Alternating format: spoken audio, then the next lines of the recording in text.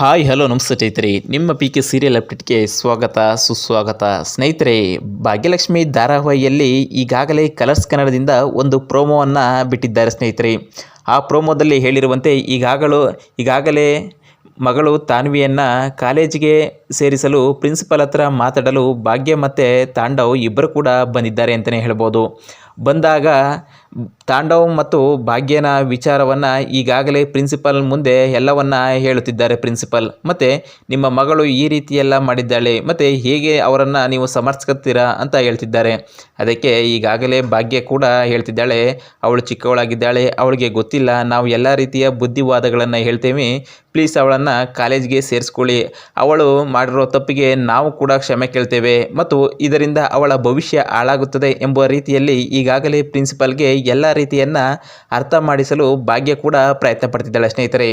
ಮತ್ತೊಂದು ಕಡೆ ಏನಾಗಿದೆ ಅಂದರೆ, ಈಗಾಗಲೇ ಒಲ್ಲದ ಮನಸ್ಸಿನಿಂದ ಕಾಲೇಜಿಗೆ ಬಂದಿರುವಂಥ ತಾಂಡವ್ ಈಗಾಗಲೇ ಶ್ರೇಷ್ಠ ಕೂಡ ಆಫೀಸಲ್ಲಿ ಕಾದು ಕುಳಿತಿದ್ದಾಳೆ ಮತ್ತು ಅವಳು ಕಾದು ಕುಳಿತಿರುವ ರೀತಿಯನ್ನು ನೋಡಿ ಈಗಾಗಲೇ ತಾಂಡವ್ ಬರ್ತಾನೋ ಬರೋದಿಲ್ವೋ ಅಂತ ಹೇಳ್ತಿದ್ದಾಳೆ. ಮತ್ತು ಮೇಲಿಂದ ಮೇಲೆ ಅವನಿಗೆ ಫೋನ್ ಕಾಲನ್ನು ಶ್ರೇಷ್ಠ ಕೂಡ ಮಾಡ್ತಿದ್ದಾಳೆ. ಇದರಿಂದ ತಾಂಡವ್ ಕೂಡ ಕೆಲವೊಂದು ಬಾರಿ ಕಟ್ಟು ಮಾಡಿದರೂ ಕೂಡ ಇದನ್ನು ಗಮನಿಸಿರುವಂಥ ಪ್ರಿನ್ಸಿಪಾಲರು ಹೇಳ್ತಿದ್ದಾರೆ, ಏನ್ರಿ ನೀವು ಒಂದು ಕಾಲೇಜಿಗೆ ಬಂದಿದ್ದೀರಾ ಮತ್ತು ಒಂದು ಗಂಭೀರವಾದ ವಿಚಾರದ ಬಗ್ಗೆ ಮಾತಾಡ್ತಿರ್ಬೇಕಾದ್ರೆ ನಿಮಗೆ ಒಂದು ಕಾಮನ್ ಸೆನ್ಸ್ ಇಲ್ವಾ? ಏಕೆಂದರೆ ಮೊಬೈಲ್ನ ಸೈಲೆಂಟ್ ಮಾಡಬೇಕು ಅಂತ ಗೊತ್ತಾಗೋದಿಲ್ವ ನಿಮಗೆ? ದೊಡ್ಡ ಕಂಪನಿಯಲ್ಲಿ ಕೂಡ ನೀವು ಕೆಲಸ ಮಾಡ್ತೀನಿ ಅಂತ ಹೇಳ್ತಿದ್ದೀರಾ ಅಂತ ಹೇಳ್ತಾರೆ. ಅದಕ್ಕೆ ತಾಂಡವ್ ಹೇಳ್ತಾನೆ, ತುಂಬ ಸಿಟ್ಟಿಗೆದ್ದು ಫಸ್ಟೇ ಟೆನ್ಷನ್ ಆಗಿರ್ತಾನೆ ಸ್ನೇಹಿತರೆ. ಇದೇ ವಿಚಾರವಾಗಿ ಏನು ಪ್ರಿನ್ಸಿಪಲ್ ಅವರೇ ಈ ಥರ ಎಲ್ಲ ಮಾತಾಡ್ತಿದ್ರಲ್ಲ, ನೀವು ನಮ್ಮ ಮಗಳಿಗೆ ಮಾತ್ರ ನೀವು ಪ್ರಿನ್ಸಿಪಲ್ಲು, ನನಗಲ್ಲ, ನೀನು ಏನಿದ್ರು ನಮ್ಮ ಮಗಳ ವಿಚಾರವಾಗಿ ನಾವು ಮಾತಾಡಲು ಬಂದಿದ್ದೀವಿ ಅಷ್ಟೇ, ಅದನ್ನೆಲ್ಲ ಕೇಳೋ ರೈಟ್ಸ್ ನಿಮಗಿಲ್ಲ.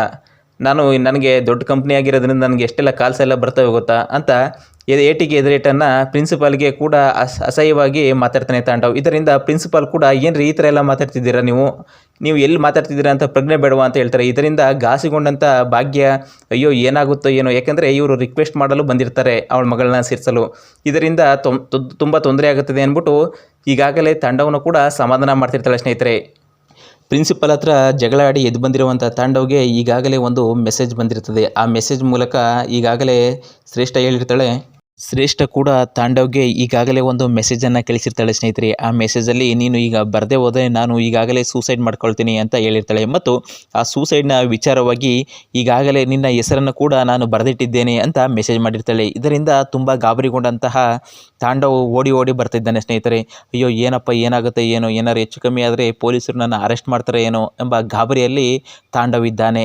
ಅದೇ ರೀತಿ ಈಗಾಗಲೇ ನಾನು ಸೂಸೈಡ್ ಮಾಡ್ಕೊಳ್ತೀನಿ ಅಂತ ಲೊಕೇಶನ್ ಬೇರೆ ಶೇರ್ ಮಾಡಿದ್ದಾಳೆ. ಇದರಿಂದ ಘಾಸಿಗೊಂಡಿರುವ ತಾಂಡವ್ ಈಗಾಗಲೇ ಓಡಿ ಬರ್ತಿದ್ದಾನೆ. ಮತ್ತೊಂದು ಕಡೆ ಈಗಾಗಲೇ ಮಗಳ ಅಡ್ಮಿಷನ್ಗೋಸ್ಕರ ಆ ಪ್ರಿನ್ಸಿಪಲ್ ಹತ್ರ ತುಂಬಾ ರಿಕ್ವೆಸ್ಟ್ ಮಾಡ್ತಿದ್ದಾಳೆ ಭಾಗ್ಯ ಸ್ನೇಹಿತರೆ.